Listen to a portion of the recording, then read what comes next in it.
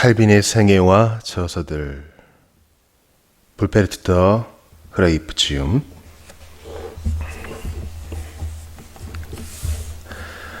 로마 가톨릭과의 전쟁.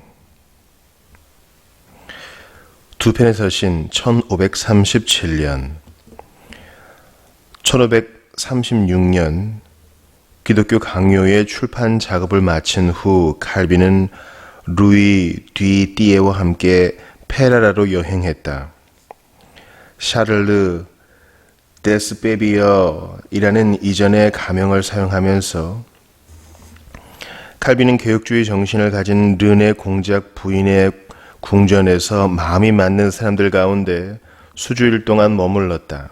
그녀는 프랑스의 루이의 딸로 프랑스와 1세의 여동생이자 1527년 이래로 페라라의 공작 헤스퀴르 데스트의 부인이기도 했다. 페라라에서 칼빈은 프랑스 시인 클레망을 포함한 프랑스 출신 복음주의 망명객들과 만났고 프랑스에 있는 친구들에게 편지를 쓰기도 했다. 이 편지들 중 두 통이 1537년에 바젤에서 출판되었다. 두 편지의 서신의 서두에는 칼빈이 1537년 1월 12일에 독자들에게 쓴 편지가 있는데 여기서 칼빈은 자신을 선지자 에스겔과 동일시하고 있다. 즉 많은 사람들이 에스겔의 말을 듣기는 했지만 그 말을 실행에 옮기지 않았는데 이는 선지자가 그들 중에 있다는 것을 알지 못했기 때문이었다. 니콜라 뒤세맹에게 보낸 편지. 첫 번째 편지는 르망이 교구에서 성직을 맡고 있던 니콜라 뒤세맹에게 쓴 것이었다. 이 편지에서 칼빈은 로마 가톨릭적인 예배를 분명히 반대했는데 특히 미사는 무엇보다도 혐오스러운 것이라고 했다. 나아가 복음주의자가 되겠다는 결심을 공개적으로 드러내지 않는 사람들을 용납하지 않았다.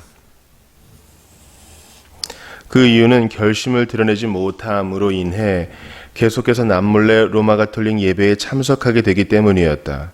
우리가 보았듯이 후에 칼빈은 이런 사람들을 니고데모파라고 불렀다. 제라드 루셀에게 보낸 편지. 제라드 루셀에게 보낸 편지에는 지금은 고위 성직자인 옛 친구라고 쓰고 있다. 루셀이 올레롱 교구의 주교 자리를 약속받았기 때문이었다. 이 편지에서 칼빈은 주교 직분에 대해 상세히 논하면서 루셀에게 날카롭게 맞서 급진적인 행보를 하도록 요구하고 있다. 타협하며 주변에서 기다리는 것은 선택할 수 있는 안이 아니었다. 칼빈은 후에 기욤 파렐에게서 루셀이 여전히 복음을 설교하고 있다는 이야기를 들었다. 로잔느에서 열린 종교회의 1536년 파렐과 피에르 비레는 칼빈과 함께 로잔느에서 공개적으로 열린 종교회의에 참석했다. 거기에는 베른의 초대로 종교개혁에 가담한 목사들과 지역 로마 가톨릭의 대변인들이 파렐이 작성한 10가지 항목들을 논의하기 위해 모였다. 10월 1일에 파렐은 종교회의를 개회했고 여기서 중요한 건은 종교개혁을 로잔느와 그 주변 지역에 소개하느냐 여부였다. 10월 5일에 성찬식에 임하시는 그리스도의 임재에 관한 토의가 진행되던 중 로마 가톨릭 진영에서 누군가가 종교개혁가들이 교부들의 권위를 경멸하고 새로운 교리를 도입한다고 비난하자 칼빈이 먼저 나서서 반박했다. 교부들에 대한 지식에 있어서 파렐과 비레를 능가했던 칼빈은 그 비난들을 효과적으로 반박할 수 있었다. 10월 7일에 화채설 교리가 논의 대상이 되자 칼빈은 다시 한번 대변인으로 나서게 되었다. 그는 종교개혁이 결코 새로운 교리를 도입한 것이 아니라고 강조했다. 즉 화채설 교리는 교부들이 가르친 것이 아니라고 강변했다. 성찬식에 관한 논의에서 칼빈은 교부들에 대한 그의 지식으로 깊은 인상을 심어주었다. 종교회의 기간 중 그의 자료는 칼빈이 로잔느 회의에서 행한 두 연설을 참고하기 바란다. 루이 뒤띠에와 주고받은 서신 1538년 1538년 스트라스부르크에 머무는 동안 칼빈은 1537년에 이미 제네바를 떠났던 루이 뒤띠에가 프랑스에서 로마 가톨릭에 다시 합류했다는 소식을 들었다. 뒤띠에는 오랜 시간이 지난 후에 이 사실을 공개적으로 드러냈다. 그러나 1538년 9월 7일에 그는 이 문제에 관해 칼빈에게 편지를 썼다. 그는 칼빈이 하나님으로부터 그 직분의 부르심을 받은 것이 아니라 사람들로부터 받았다고 주장하면서 칼빈에게 진정한 교회인 로마 가톨릭으로 돌아오라고 호소했다. 칼빈은 뒤띠에게 보낸 10월 21일자 답장에서 그 일에 대해 해명했다. 만일 그가 오로지 사람들만을 상대해 왔던 것이었다면 칼빈은 그 직분을 받아들이지 않았을 것이다. 그러나 하나님 앞에서 그는 그 직분을 맡아야 할 의무감을 느꼈다. 뒤띠에는 다시 한번 장문의 편지를 보냈지만 그 내용 때문에 칼빈은 답장하지 않았다. 사롤레토에게 보낸 답신 1539년 칼빈과 파리를 추방한 이후에 벌어진 제네바의 어지러운 상황 가운데서 로마 가톨릭 진영은 무언가 이익을 얻고자 노력했다. 이전 제네바의 주교였던 피에르 델라봄은 이 도시로 돌아갈 수 있는 가능성을 보았다. 리옹에서 열린 주교회의에서 이 문제를 논의했고 여기서 제네바 시의회와 시민들에게 로마 주교에게 순종하도록 돌아오라는 요구를 담은 편지를 보내기로 결정했다. 편지를 쓸 적임자로 카르펜트라스의 주교 사돌레토 추기경이 임명되었다. 그는 이미 이전에 유사한 편지를 두 번 쓴 적이 있었다. 한 번은 1537년에 비텐베르크의 필립 멜랑톤에게 썼고 다시 1538년에 스트라스부르크의 장스트롬에게 편지를 보낸 적이 있다. 시의회와 제네바 시민에게 보낸 사돌레토의 편지는 1539년 3월 18일자로 되어 있다. 이 편지에서 그는 제네바 주민들이 우리의 어머니인 교회로부터 떨어져 나간 것은 유감스러운 일이라고 했다. 그에 따르면 그리스도인은 그리스도인의 생활을 위한 규범을 세운 로마 가톨릭 교회의 인도를 따라야만 한다는 것이다. 그는 제네바의 목사들, 특히 파렐과 같은 사람들을 사기꾼이자 새 교리의 도입자들이라고 공격했다. 3월 27일에 제네바 시의회는 그 전날의 표지와 함께 전달받은 이 공식 서한에 대해 논의했다. 이들은 이 편지를 베른으로 보냈는데 이유는 두 도시 사이의 관계 때문이었다. 베른 시의회는 베른의 목사들에게 답장을 쓰도록 차례로 요청했지만 이들은 어떻게 해야 할지 명확하게 알지 못했기 때문에 칼빈에게 의존했다. 칼빈은 시몬 줄저를 통해 사돌레토 편지의 사본을 전해받았으며 답장을 써달라는 요청도 함께 받았다. 스트라스부르크에 있는 동료들도 사돌레토에게 답장을 쓰라고 그에게 재촉했다. 칼빈은 8월에 사돌레토에게 보낸 답신을 6일 동안 작성했다. 이 답장에서 칼빈은 둘 중에 누가 적법한 방법으로 하나님을 섬기는지 논했다. 그는 교회가 인간들의 합의 위에 세워진 것이 아니라 하나님의 말씀 위에 세워졌다는 사실과 칼빈과 그의 추종자들은 교회를 파괴시키고 있는 것이 아니라 새롭게 하려고 노력하고 있다는 점을 지적했다. 그는 성령과 말씀의 관계, 이신 칭의, 그리고 성례에 대해 논하면서 교회의 통일성은 그리스도 안에 있다고 지적했다. 사돌레토의 편지와 칼빈의 답신은 9월에 스트라스부르크에서 출판되었다. 제네바 시의회는 1540년 1월 30일에 라틴어와 불어로 출판하도록 허가했다. 이는 일반인들도 그 내용을 알 수 있도록 하기 위해서였다. 하게나우, 보름스, 레겐스부르크에서 열린 종교회의. 칼빈이 스트라스부르크의 교회와 관계를 맺던 그 해부터 그는 하게나우, 보름스, 레겐스부르크에서 신교도들과 가톨릭이 주최한 종교회의에 참석하게 되었다. 이 회의들은 칼빈의 여러 저서들에 집필 기회가 되기도 했다. 1539년 4월 19일에 양측의 군주들은 프랑크푸르트의 입장을 수용하기로 결론 내렸다. 이것은 슈파이어에서 열리는 종교 회의의 길을 열었다. 그러나 전염병으로 인해 종교 회의는 슈파이어에서 열리지 못하고 스트라스부르크에서 약 10km 정도 떨어진 곳에 위치한 하게나우에서 개최되었다. 1540년 6월 28일에 협상이 시작되었다. 참석자들 중에는 스트라스부르크의 대표인 칼빈과 볼프강 카피토가 포함되어 있었다. 멜랑흐톤은 병으로 인해 참석하지 못했다.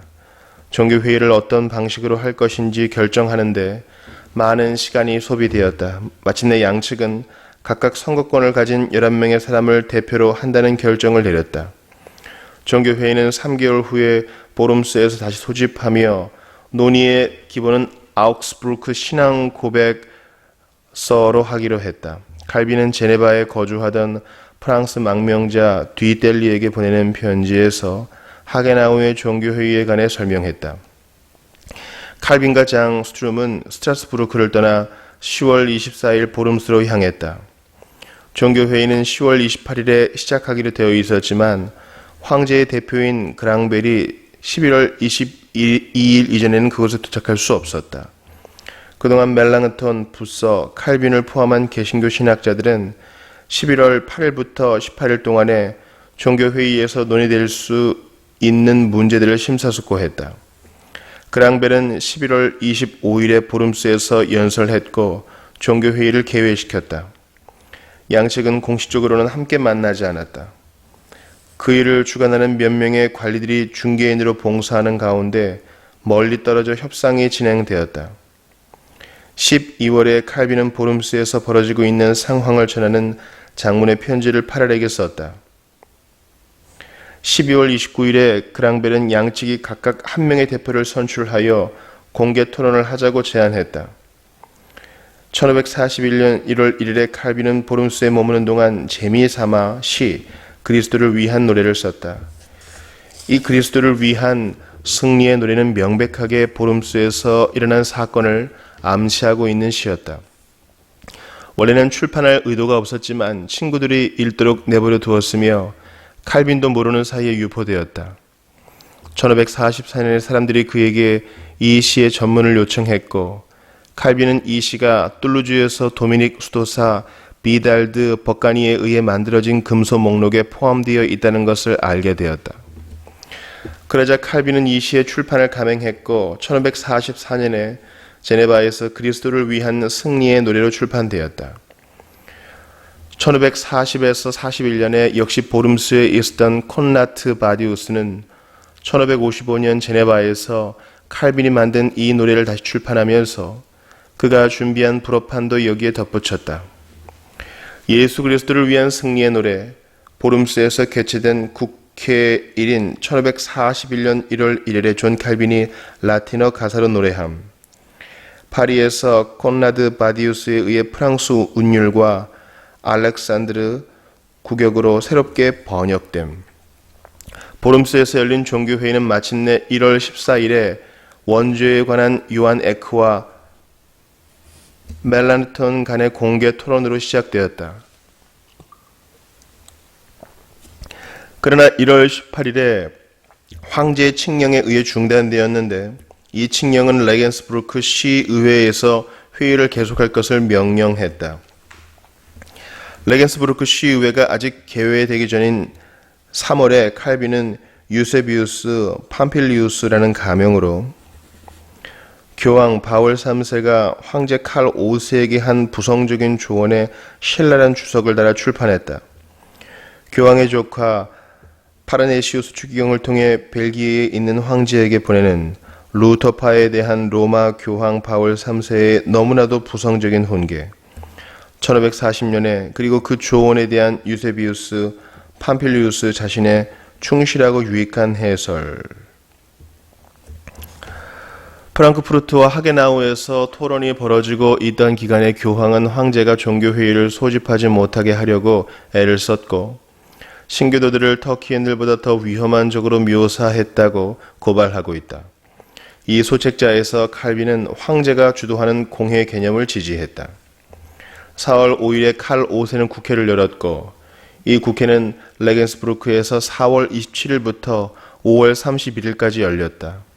그곳에서는 보름스에서 중단되었던 종교회의가 재개되었다. 로마 가톨릭에서는 교황의 칙사였던 가스파르 콘타리니와 알베르투스 피기우스 그리고 에크가 대표단을 맡았다. 신교도 측에서는 멜랑흐톤과 부서 그리고 칼빈이 대표를 맡았다. 멜랑흐톤은 칼빈의 참여를 강하게 주장했는데 이는 학자들 사이에서 위대한 그의 명성 때문이었다.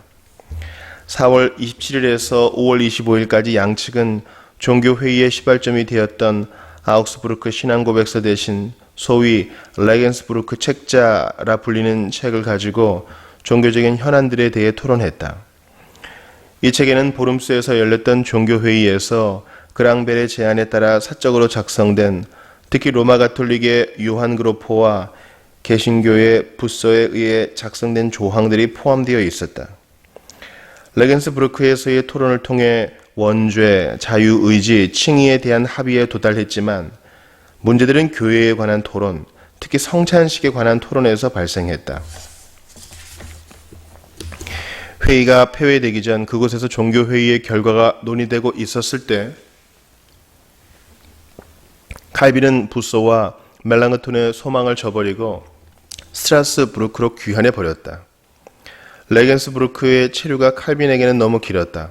그래서 그는 스트라스부르크로 돌아가야만 한다고 느꼈던 것이다. 칼빈은 6월 25일에 그곳에 도착했다. 레겐스부르크에서 발생한 일들에 관한 칼빈의 소견은 레겐스부르크 회의록과 함께 출판되었다. 이는 그가 그것을 공개하기를 원했기 때문이다. 어떤 사람들은 비밀에 붙이기를 원했지만 그가 아는 한 하나님은 말씀이 묻혀버리거나 소수의 학자들 사이에 갇혀 있도록 주신 것은 아니라고 그는 말했다. 레겐스부르크의 결과에 관해서 칼빈은 비례에게 8월 13일자 편지를 썼다. 그는 종교회의가 자신이 예상한 대로 끝이 났다고 전했다. 종교적 평화도 얻지 못하고 교회 공회로 문제를 이양하지도 않은 채. 성유물에 대한 소놈은 1543년. 1543년에 성인들의 유골 숭배를 공격한 칼빈의 성유물에 대한 소논문이 등장했다. 이 저서의 완전한 영어 번역본 제목은 다음과 같다. 이탈리아와 프랑스, 독일, 스페인, 영국, 그 밖에 다른 나라들에 안치되어 있는 모든 성체와 성유물의 목록을 작성할 경우 기독교가 다시 얻게 될 굉장한 유익에 대한 매우 유용한 설명. 제목만으로는 작가가 성인들의 유골 숭배를 공격한다는 것을 추측할 수 없지만 칼빈의 이름과 그 내용을 보면 명확해진다. 제목은 다소 풍자적인데 그것은 의도적이다. 이 논문은 일반인들이 접할 수 있도록 하기 위해 불어로 쓰여졌다. 교회는 전혀 오류를 범하지 않는다고 생각하는 사람들은 성인들의 유골을 숭배하는 문제와 같은 어이없는 일에 열중할 경우 자신들의 생각을 바꾸어야만 할 것이다. 칼빈은 다음과 같이 기록하고 있다. 어거스틴은 이미 평신도들을 속이는 이 기만 행위를 깨닫고 있었지만 그 이후에도 더 심해졌을 뿐입니다. 악의 뿌리는 사람들이 예수 그리스도를 하나님의 말씀이나 성례에서 찾지 않고 덜 중요한 것들에서 찾는 것에 있습니다. 물론 사람들은 그리스도를 생각하면서 유골을 숭배한다고 말하는지 모릅니다. 하지만 바울은 말하기를 사람의 생각에서 비롯된 숭배는 어리석은 것이라고 했습니다. 더구나 유골을 숭배하는 것은 우상 숭배로 이어지는 관행입니다. 하나님에 대한 경배가 다른 것으로 옮겨가면 하나님 대신에 죽은 것과 공허한 것들이 살아있는 숭배를 받게 됩니다. 이와 관련된 악은 유골이 저지르는 사기 행위이다. 위조로 저질러지는 사기를 모두 열거하자니 칼빈에게 너무 많은 시간이 요구되었으므로 사람들을 자극하여 감각에 의존하게 하는 몇 가지 예를 드는 것으로 제안했다. 칼빈이 원하는 것은 기독교 군주들이 자신들의 백성들을 이 사기 행위로부터 보호하는 것이었다. 다음으로 칼빈은 프랑스, 독일, 스페인, 기타 등등 유골이 있는 지역에서 무슨 일이 일어났는지 세부적으로 요약하여 제시했다. 그는 예수 그리스도, 마리아, 성 미가엘, 세례 요한, 사도들, 순교자들, 그리고 성인들과 관련된 여러 유골에 대해 언급했다. 끝으로 독자들에게 유골을 둘러싼 많은 이교도적인 미신을 포기하라고 주지시켰으며 데살로니가 후서 2장 3에서 12절에서 바울이 쓴 내용을 인용하면서 끝을 맺고 있다. 이 논문을 쓰기 위한 자료의 출처로는 누구보다도 암브로시우스와 유세비우스를 언급했다. 이레나 바쿠스는 자신의 논문 서문에서 성인 유골 숭배에 대한 중세 후기의 비평을 지적했다. 칼빈의 비평이 더 근본적이라 할 수 있지만 그 이전의 비평들과 그를 따로 떼어서 생각할 수는 없다. 1549년 로마 가톨릭 논객 요하네스 코울라에스가 칼빈의 라틴어판 논문을 그의 그리스도의 성유물과 성인들의 성유물에 관하여 종 칼빈의 중상모략과 신성모독에 반대하는 간단한 답변에서 공격했다는 사실도 언급해야 할 것이다. 알베르투스 피기우스와의 논쟁. 1543년 초에 멜랑흐톤에게 헌정한 칼빈의 소책자 깜번 출신의 알베르투스 피기우스에 반대하여 인간 의지의 종속과 자유에 관한 순수하고 정통적인 교리에 대한 변호가 등장했다. 멜랑흐톤에게 보낸 1543년 2월 15일째 편지 참조. 헌정사에 보면 칼빈이 깜번 출신의 피기우스가 1542년에 쾰른에서 출판한 인간의 자유의지와 하나님의 은혜 10권에 신속하게 대응하고 싶어 했다는 점을 알 수 있다. 피기우스는 자신의 책을 사돌레토 추기경에게 헌정했는데 나의 독인인들을 위해 쓴 것으로 기록하고 있다. 헌정사에서 그는 교회를 위협하는 이단들, 특히 가장 간악한 루터에게 대응한다고 썼다. 피기우스는 우리는 반드시 죄를 짓게 되어 있으며 우리가 선하고 의롭게 살거나 혹은 하나님의 계율에 순종하는 것은 불가능하다고 주장하는 관점을 반박했다. 그의 저서에서 피기우스는 칼빈과 루터가 자신들의 책에서 자유의지에 관해 논했던 말들을 검열하고 있다. 변호에서 칼빈은 피기우스의 처음 6권의 책에 대해 반박했다. 칼빈은 다음에 1권 1장의 머릿말 때문에 피기우스를 표절자로 고발하고 있다. 하나님에 대한 지식과 우리 자신에 대한 지식은 서로 연관되어 있고 상호 의존적입니다. 칼빈은 여러 교부들, 특히 피기우스가 자유의지를 지지하기 위해 인용한 어거스틴을 계속해서 다루면서 루터를 변호했다. 칼빈은 성경만이 유일한 믿음의 기준이라고 말했다. 칼빈은 1552년에도 피기우스와의 논쟁을 계속했다. 그는 피기우스의 사상을 더 반박하기 위해 오랫동안 무엇인가를 쓰려고 계획했지만 여러 가지 사정이 이 일을 방해했다고 말했다. 앞선 1551년에 있었던 제롬 볼색과의 예정설에 관한 교리 논쟁은 1552년에 제네바에서 새로운 논문 하나님의 영원한 예정에 관하여의 출판에 기여했다. 같은 해에 불어 번역판이 출판되었다. 이 논문에서 칼빈은 앞서 언급한 피기우스의 저서 7권에서 10권까지를 반박했다. 칼빈은 또한 다른 사람들과도 대결했는데 그 중에 베네딕투스 소사, 게오르기우스 시클루스와의 논쟁을 들 수 있다. 그는 받아들여진 계시에 호소하면서 칼빈을 반박했다. 칼빈은 볼색의 이름을 거론하지 않고 예정의 양면성을 옹호했는데 그 이유는 볼색이 유기에 대한 절대적 결정을 하인리 블링거와 필립 멜랑흐톤과 요한 브렌치에게 호소함으로써 반박해야 하는 것으로 생각했기 때문이다. 칼빈의 논문은 그 완전한 제목인 제네바 교회 목사들의 일치가 가리키는 것처럼 제네바의 모든 목사들이 공동 성명서를 내는 데 기여했다. 1552년 1월 1일에 서문을 작성하여 이것을 제네바의 시의원들과 시의회에 헌정했다. 그는 이 저작의 출판 허가를 받기 전에 2번의 회의에 참석했다. 헌정사와 더불어 결국 출판 허가가 났는데 이 일은 논문에 동의한다는 분위기를 풍겼다. 칼빈이 서문에 썼듯이 이 책은 시의회의 이름으로 모든 독실한 사람들에게 헌정되었다. 헌정사에서 칼빈은 다음과 같이 말한다.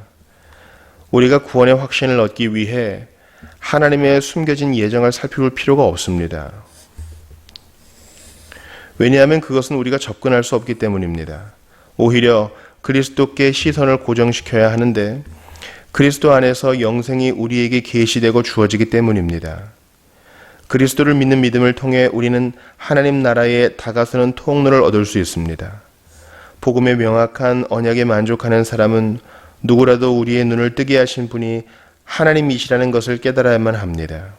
왜냐하면 우리가 모태에 잉태되기 이전에 하나님께서 우리가 믿음을 갖도록 택하셨기 때문입니다. 소르본느 학파와의 논쟁 1544년 1543년 소르본느의 신학부는 프랑스와 1세의 권위를 근거로 종교개혁의 가르침을 반대하는 25개 항을 작성하여 출판했다.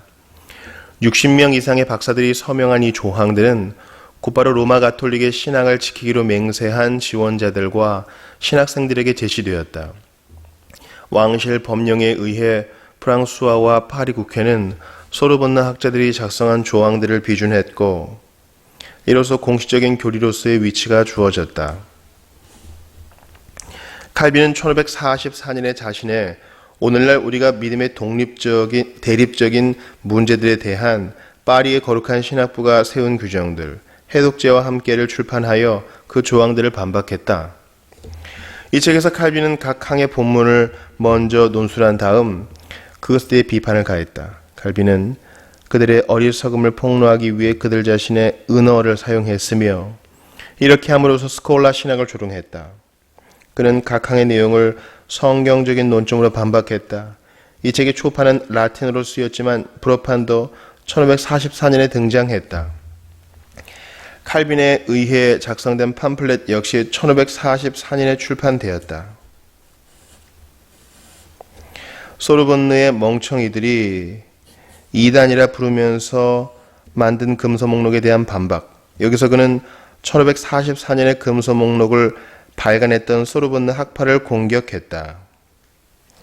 트렌트 공의회와 아우크스부르크 임시안 1543년 10월 25일에 칼빈은 마르틴 부서로부터 한 통의 편지를 받았다. 편지에서 부서는 칼빈에게 다가오는 1544년 2월에 슈파이어에서 열리는 국회와 관련하여 로마 가톨릭과 신교도의 현재 상태를 설명해 달라고 요청했다. 칼빈은 황제에게 드리는 탄원적 권면을 작성했는데 이것의 불어 번역판은 1544년에 나왔다. 이 논문은 칼 5세 황제를 향한 겸손한 권면의 책인데 여기서 칼빈은 황제에게 군주들과 더불어 교회를 회복시키는 임무를 담당하라고 요청했다.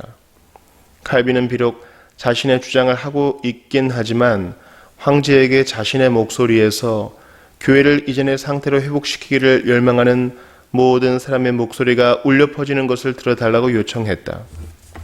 칼빈은 이런 노력에 동참하고 있는 군주들과 정부, 그리고 자신과 함께 간청하고 있는 많은 경건한 사람들에 대해 언급했다.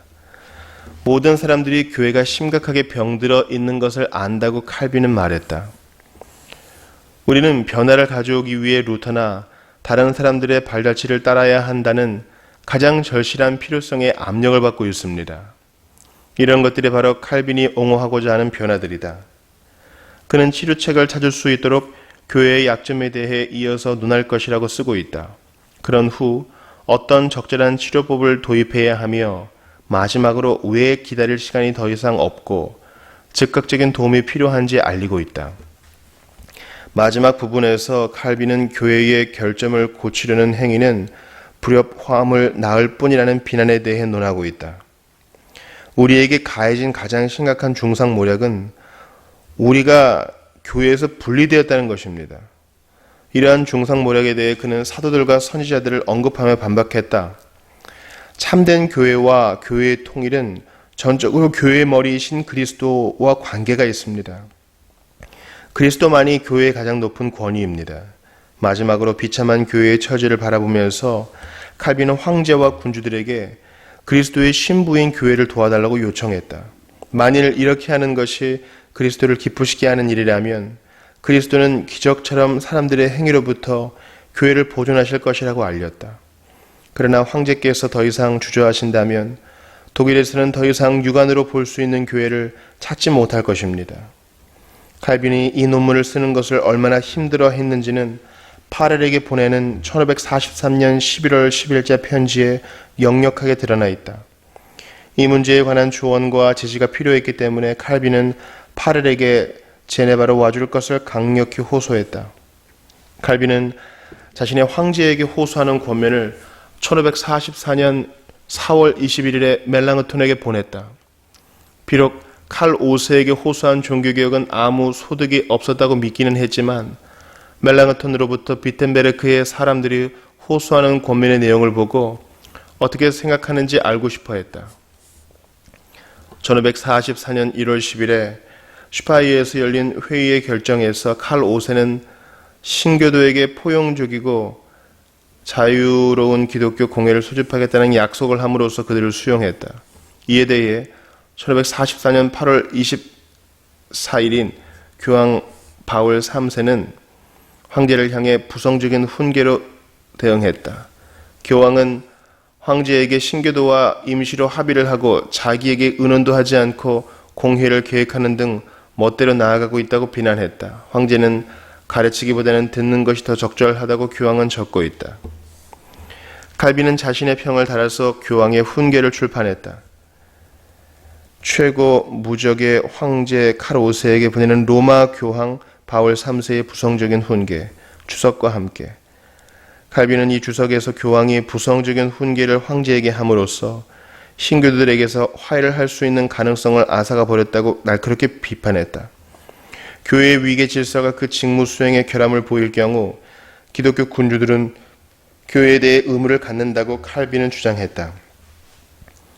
공예의 소집 가능성에 대하여 칼빈은 교황이 그것을 결정하는 사람이 될 수 없다고 생각했다. 오히려 이 문제는 하나님의 말씀에 의해 결정되어야 한다고 생각했다. 마지막으로 그는 황제에게 간접적으로 슈파이어에서 열린 국회에서 했던 약속을 지킬 것을 호소했다. 교황 바울 3세는 공회가 1545년 3월 15일 트렌트에서 열린다고 1544년 9월에 결정했다. 하지만 공회는 이미 1544년 12월에 개회되었다.